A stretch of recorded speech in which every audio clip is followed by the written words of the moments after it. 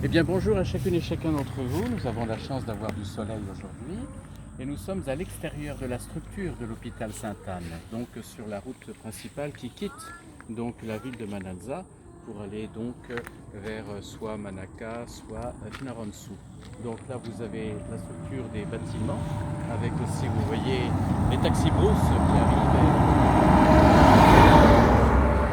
assez rapide tout de même, proche de l'entrée principale donc, de l'hôpital, avec les différentes structures que vous voyez, le château d'eau en plus, et puis donc de voir que dans cette structure il n'y avait quasiment rien auparavant. Au démarrage des travaux de l'hôpital, il y avait simplement une petite case qui s'était construite.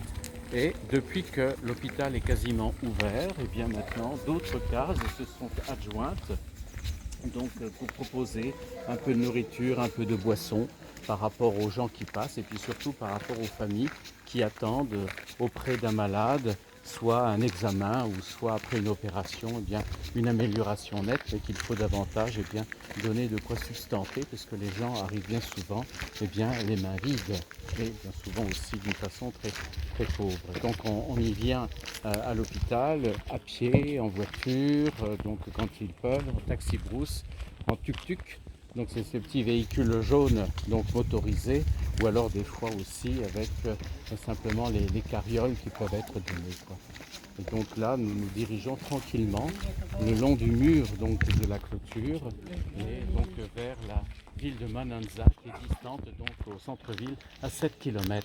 Donc nous sommes donc éloignés de la mer de 7 km, mais ce qui crée aussi toujours un climat un peu humide pour bien des choses. Et donc vous voyez la structure des cases qui sont faites où les gens stationnent, arrêtent et donc prennent de quoi se substanter, soit brièvement ou soit de façon plus conséquente. Et puis vous voyez qu'il y a au fond de cette rue là principale une sorte de auvent avec un drapeau tricolore, puisque de toute façon, samedi, dimanche, ce sera la fête nationale, comme chez nous, le 14 juillet. Et là, il y avait un hangar qui était donc communal pour tout ce qui était approvisionnement du riz. Et donc là, Madame le maire donc, du village va nous offrir finalement la possibilité d'une restauration, pardon, d'une restauration, et puis aussi la possibilité pour une ou autre famille qui serait attente à l'hôpital, de pouvoir y loger, soit une nuit ou plusieurs nuits. Donc là, elle a pris contact avec le père Jean-Yves, et donc qui alimente aussi un petit peu au niveau en eau, certaines parties du village. Donc l'occasion d'une unité pour une structure qui a besoin d'être épaulée par la commune et dont la commune a aussi besoin de la structure de l'hôpital qui œuvre sur le plan bien sûr médical mais sur le plan humain aussi et surtout.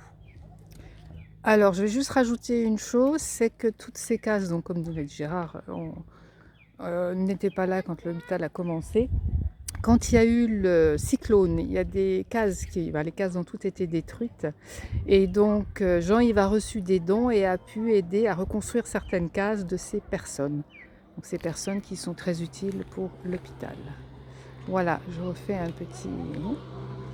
Bon, je vois des enfants qui arrivent, donc je vais sortir mon paquet de bonbons.